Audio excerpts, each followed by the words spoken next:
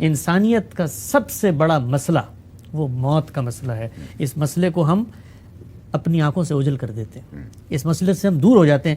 جائیں کسی دن اس اسپتال میں جائیے, ICU وارڈ میں جائیے کسی قبرستان میں جا کے کھڑے ہو جائیے, تو آپ کو پتہ چلے گا ہم میں سے چلتے پھرتے لوگ, صحت مند لوگ, کیسے کیسے جس کو آپ کہتے ہیں نجیب اور دانا اور گوہر اور الطاف اور فلسفے بکھارنے والے لوگ یوں منو مٹی کے نیچے پڑے ہوئے ہوتے ہیں. اور اتنے ناتواں یہ انسان ہے, آپ دیکھیں اتنا ناتواں انسان کہ انسان کیا کیا فلسفے گاڑتا ہے, کیا کیا باتیں کرتا ہے. میرے والد صاحب دل کے مریض ہیں, تو میں نے ایک دفعہ ان سے پوچھا, میں نے کہا کہ کبھی آپ کو زندگی میں بے بسی کا کبھی کوئی مشاہدہ ہوا؟ تو وہ کہتے ہیں کہ میرا جب دوسرا بائی پاس ہوا نا, تو میں بستر پہ لیٹا ہوا تھا اور مجھے خارش ہو رہی تھی جسم کے کسی حصے پہ. میں اتنا بے بس تھا کہ میں اپنا ہاتھ وہاں تک نہیں لیا سکتا تھا. تو انسان کو زندگی میں جو بے بسی کے لمحات آتے ہیں, آپ دیکھیے کبھی ناخن کاٹتے کاٹتے یہاں سے تھوڑا سا ناخن زیادہ کٹ جائے, پورا دن سی کرتے ہوئے انسان گزارتا ہے. تو ہم اتنے کمزور, اتنے ناقص, اتنے ناتواں ہیں کہ موت ہمارے دہانے پر روز آوازیں دے رہے. ابھی کرونا وائرس آیا, آپ نے دیکھا, یعنی وہ وائرس, وہ دنیا کا علم, اومیکرون آ گیا, وہ دنیا کا جس کو آپ کہتے ہیں تکبر, وہ تباہر, وہ پرائیڈ, ہم انسان, یہ سائنس, یہ کائنات, یہ زندگی, موت کو قابو کر لیا فلاں, ایک بے جان سا جرثومہ ہے. اور انسانیت جو ہے وہ اس کے سامنے مطلب سجدہ ریز ہوئی ہے کہ خدا را جاؤ یہاں سے, گھروں میں بند ہو گئے, جیل بنا لیا ہم نے. تو زندگی کا سب سے بڑا سبق حقیقت وہ موت ہے. موت کے بعد کیا ہوگا, یہ سوال ہے. نہیں ہوگا. مجھے جہاں سے اس کا جواب ملے, کنووں میں اس کا جواب ہو, میں غوطہ زنی کروں گا اور وہاں سے اس کا جواب لوں گا. آسمانوں میں ہو, میں سیڑھیاں بنا کے چڑھوں گا, میں اس کا جواب لوں گا. مجھے کوئی بتا دے کہ میرے مرنے کے بعد کیا ہوگا, کیا ہوگا میرے ساتھ, میں کہاں جاؤں گا, میں کہاں سے آیا ہوں, میں کیا کروں اس زندگی میں کہ آگے اگر کوئی ایسی صورت ہو امتحان کی تو میں ناکام نہ ہوں. تو مذہب کیا کرتا ہے؟ مذہب کچھ نہیں کرتا مگر آپ کو آپ کی موت کے بعد کامیاب زندگی گزارنے کا نسخہ کیمیا دیتا ہے. وہ نسخہ کیا ہے 2 منٹ میں بتاتا ہوں.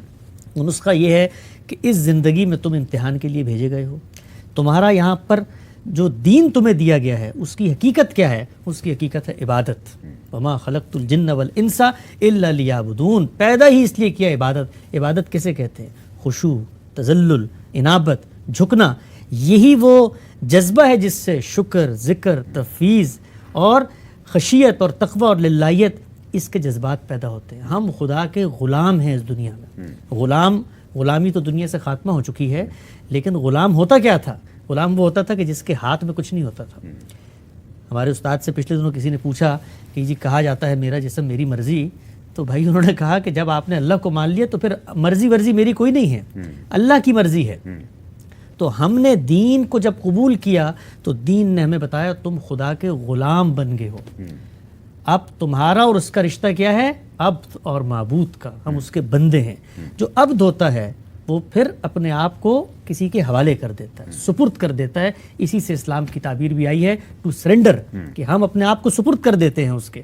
یہ جب ہو جاتا ہے تو پھر اس کے بعد یہ عبادت اپنے مابعدت طبیعتی تصور میں ڈھل کے ایک نظام دیتی ہے. وہ نظام کیا ہے؟